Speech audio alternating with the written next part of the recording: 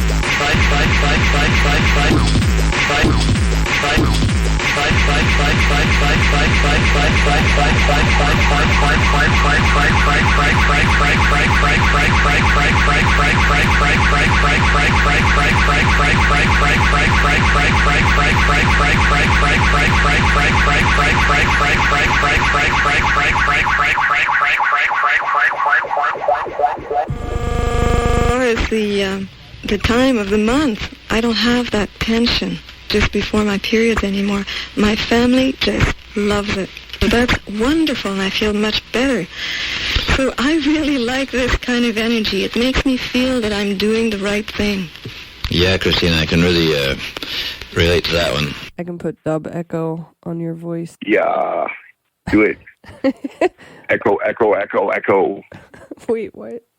Okay, now I can. Go and say something. No. Nothing happened. I didn't hear it. Well, I don't think you can hear it, but I can hear it. I'll just make amazing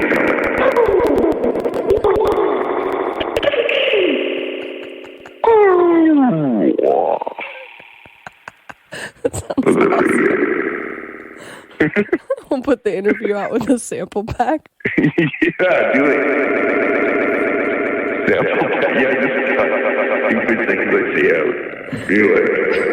Dub Lab Venetian Snares sample pack. Here, I'll make some bass sounds because you need bass sounds in your sample pack.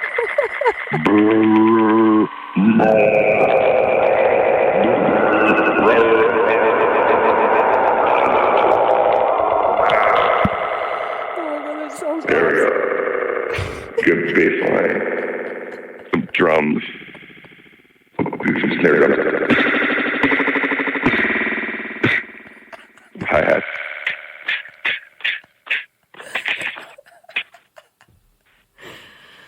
Oh my god, that's so good. Especially it's perfect. Oh my god. Okay, Marcy, ask me. You have to ask me now, like, hey, Aaron, what is your sample pack? Hey, Aaron, what is your sample pack? Yeah, that's perfect. And then you just cut that up, and then just have me making the sample pack sounds. You just ask me, what is your sample pack?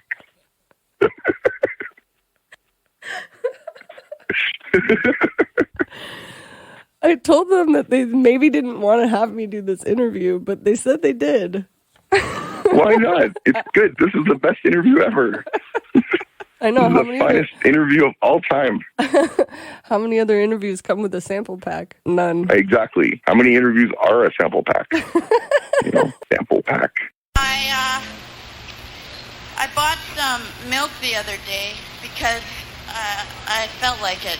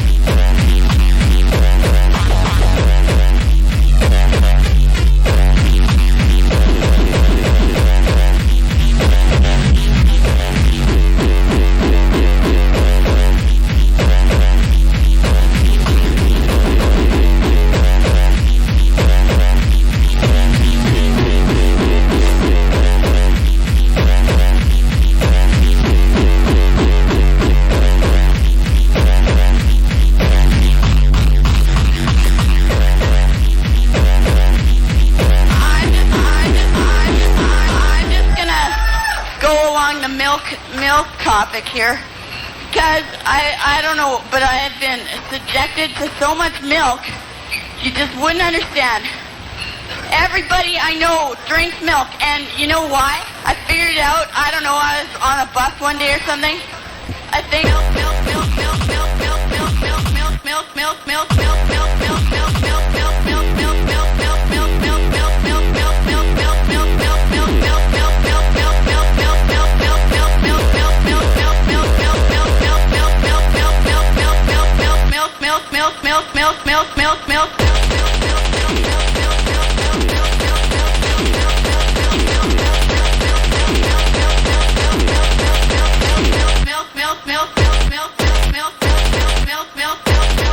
milk.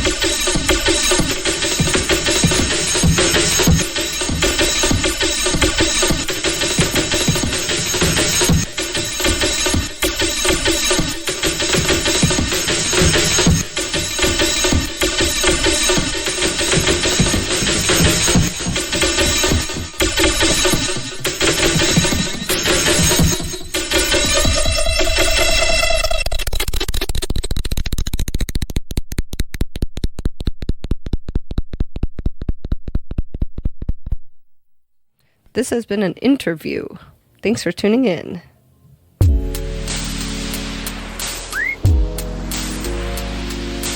Dublab Radio presents In Conversation, a weekly podcast featuring interviews from its nearly 20 years of broadcasting. Highlighting some of the most compelling interviews from Dublab's archives, In Conversation offers an in-depth view into the lives and creative processes of its guests. Listen to In Conversation on your favorite podcast streaming platform.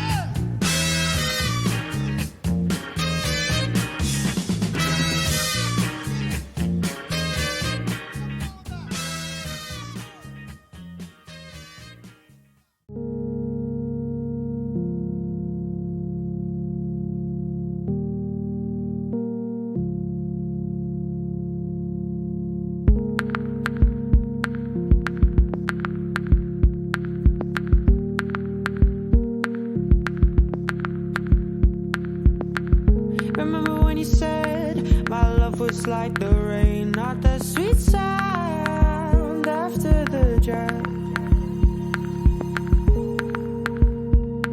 But the pain of it hard on your back and it's stolen.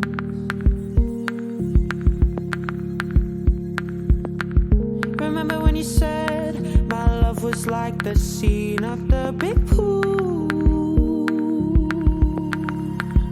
in a tropical. said I had the Arctic inside of me.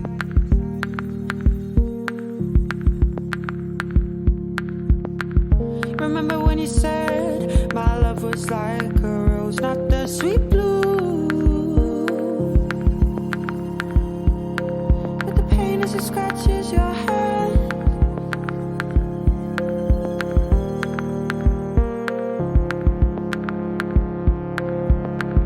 Remember when you said my love was like the sky, not the big blue, but the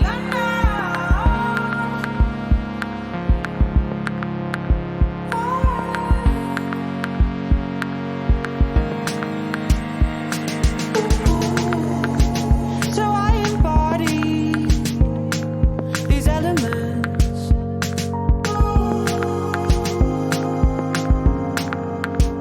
So I embody these elements. I wear them like a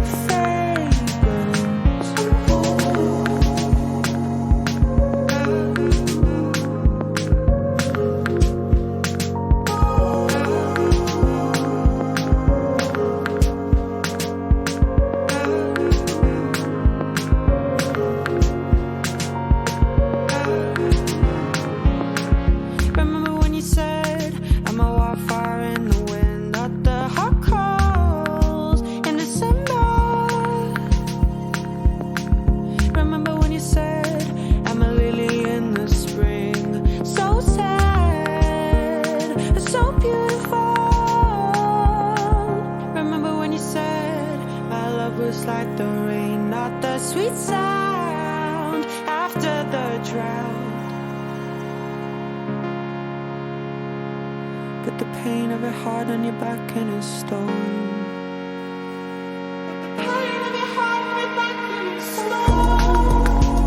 So I embody these elements.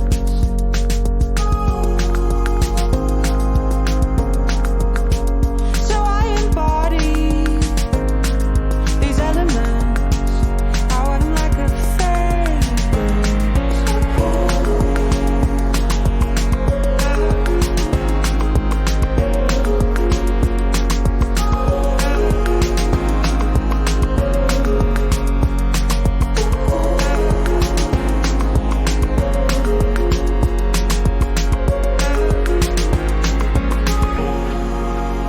So I embody these elements.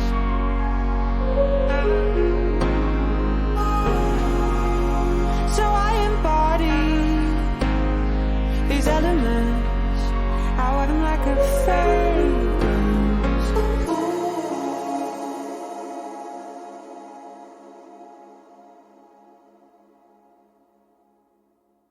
Kaya kaya da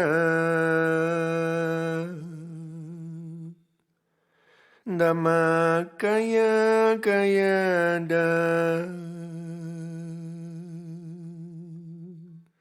Kaya kaya da Dama kaya kaya kaya da Kushi kushi mende ku Haku haku mendesi Medicina canombo canombo canonda Ponta Jean Banundi Ponte Jean Batnom, Dama Ponte Jean Batnom, Dama Ponte Jean Batnom, Dama Ponte Jean Batnom, Dama Ponte Jean Batnom, Dama Ponte Jean Batnom, Dama Ponte Jean Batnom, Dama Ponte Jean Batnom, Ponte Jean Banundi, Ponte Jean Banundi, Ponte Jean Banundi, Ponte Jean Banundi, Dama Ponte Jean Batnom, Dama Ponte Jean Batnom, Dama Ponte Jean Batnom, Ponte Ponte Banundi, Ponte Ponte baingi, ponte ponte baingi, ponte ponte baingi, ponte ponte baingi, dama ponte jamba no, dama ponte jamba no, dama ponte jamba no, ko jamba no, dama ponte jamba no, dama ponte jamba no, dama ponte jamba yo dama be ponte jamba no, ponte jamba no, Shama Aki Dama Ponto Yomba Nom Dama Ponto Yomba Nom Dama Ponto Yomba Nom Dama Ponto Yomba Nom Dama Ponto Yomba Nom Dama Ponto Yomba Nom Dama Ponto Yomba Nom Ponto Yomba Nom Ponto Yomba Nom Ponto Yomba Nom Ponto Yomba Nom Dama Ponto Yomba Nom Dama Ponto Yomba Nom Ponto Ponto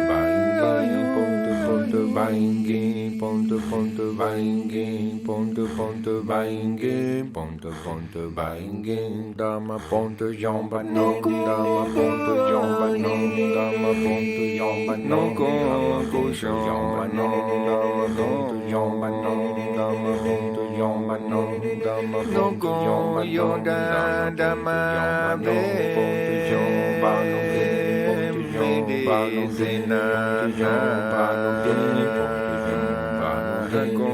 Shama Aki Dama Ponto Yomba Yom Dama Ponto Yomba Yom Ponto Ponto Baingi Ponto Ponto Baingi Ponto Ponto Baingi Ponto Ponto Baingi Ponto Ponto Baingi Dama Ponto Yomba Nogo Yoda Dama Ponto Yomba Nom Dama Ponto Yomba Nom Dama Ponto Yomba Nom Dama Ponto Yomba Nom Dama Ponto Yomba Nom Ponto Yomba Nom Ponto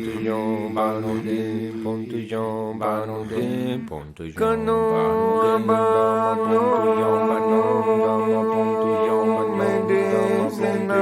Nom Dama Ponto Ponto Baingi Ponto Ponto Baingi Ponto Ponto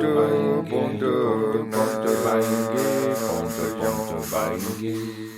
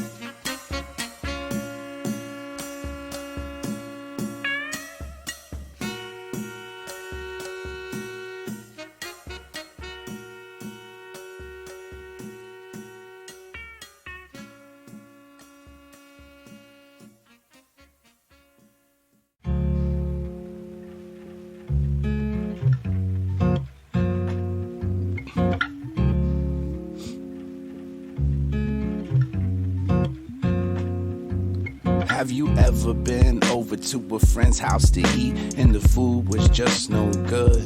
I stand at the path of distress with intentions to address my intentions to impress where my righteousness went.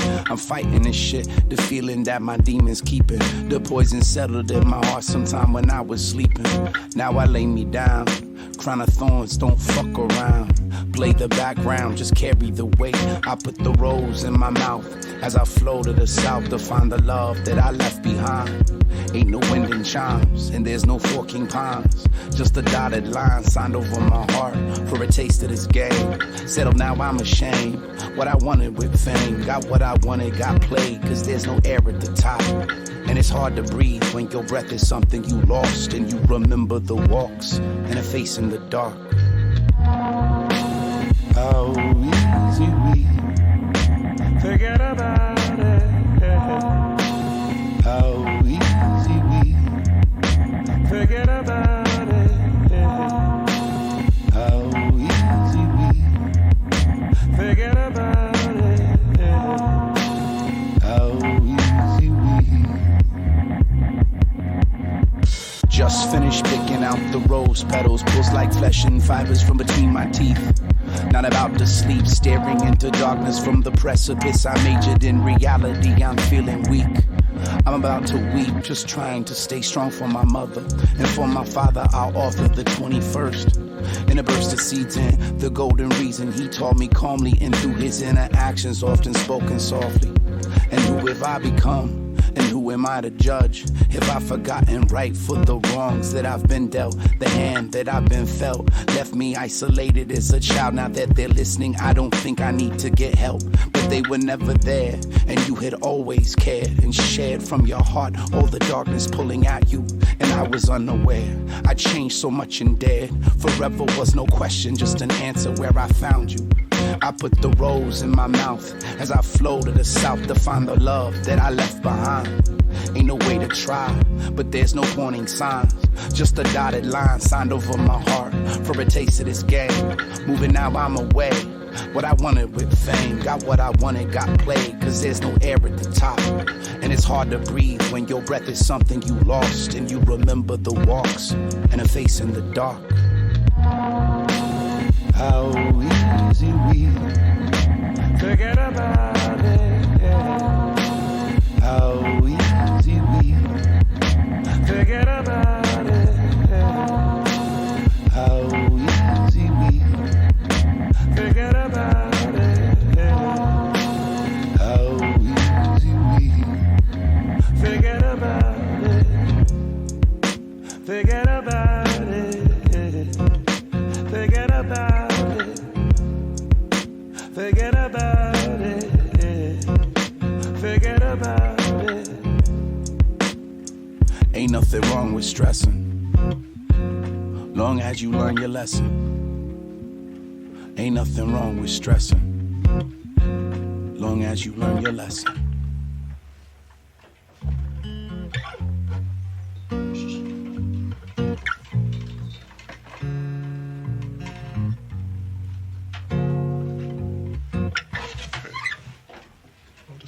For now. Zulauzo eta ni gertu zer egin jakin gabe lainoa bada gurean gaur jolas dezagun lurrean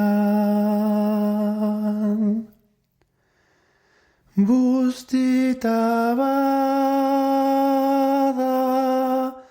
bazatza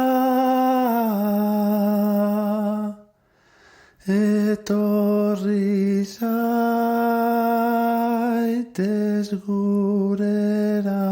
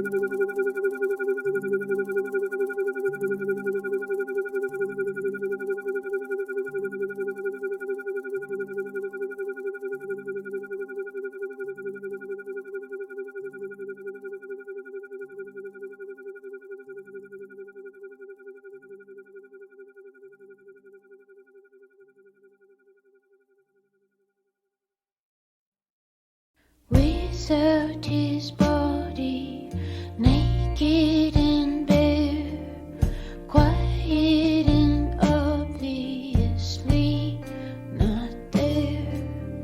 I am that naked thing swimming in air.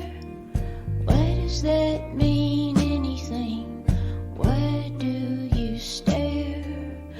Lean on your table, ask what you want.